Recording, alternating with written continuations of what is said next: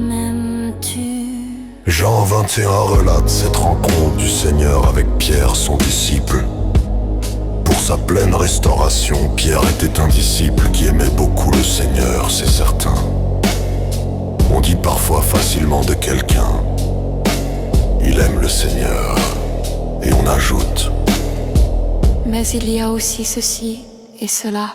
laissons parler le Seigneur. Il me pose à moi aussi cette question: est-ce que tu m'aimes? Que nous enseigne ce passage, il est bien vrai que nous devons avoir un amour ardent pour le Seigneur. En Apocalypse 2:4, le Seigneur reproche à Éphèse d'avoir abandonné son premier amour. Le premier amour est un amour de fiançailles, un amour ardent et exclusif. Il ne supporte aucun autre objet. Il se donne entièrement à une seule personne.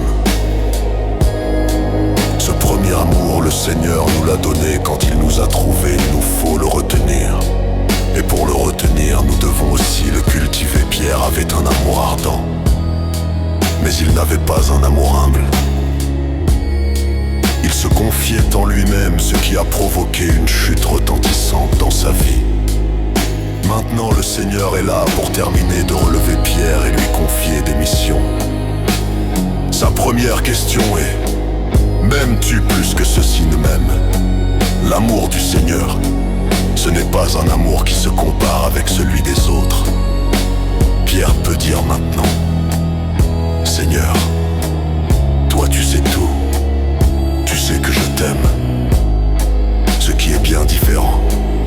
Il avait affirmé également qu'il laisserait sa vie pour lui. Combien nous avons besoin du Seigneur pour aller loin en amour avec lui et pour lui. Il sait jusqu'où nous pourrons aller vers lui par amour, mais nous ne le savons pas nous-mêmes. Il dira à Pierre qu'un jour il laisserait vraiment sa vie pour lui. Et ce sera avec son secours un amour ardent et humble, modeste. C'est ce que le Seigneur veut faire grandir en nous.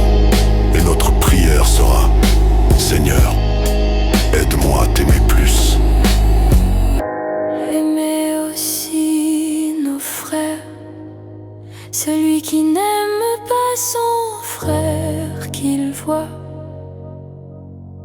comment peut-il aimer Dieu qu'il ne voit pas? Et nous avons ce commandement de sa part, que celui qui aime Dieu aime aussi son frère. Quiconque aime celui qui a engendré aime aussi celui qui est engendré de lui. L'apôtre Jean avait été à l'école d'amour du Seigneur, et il y a appris beaucoup de choses. C'est lui qui nous a transmis le commandement du Seigneur de nous aimer les uns les autres. L'amour envers Dieu et envers le Seigneur Jésus nous conduit donc à aimer nos frères. Quel programme que l'amour des frères! Pour aimer nos frères et sœurs, il nous faut demeurer dans une relation étroite avec le Seigneur. Par ceci, nous savons que nous aimons les enfants de Dieu. C'est quand nous aimons Dieu et que nous gardons ses commandements.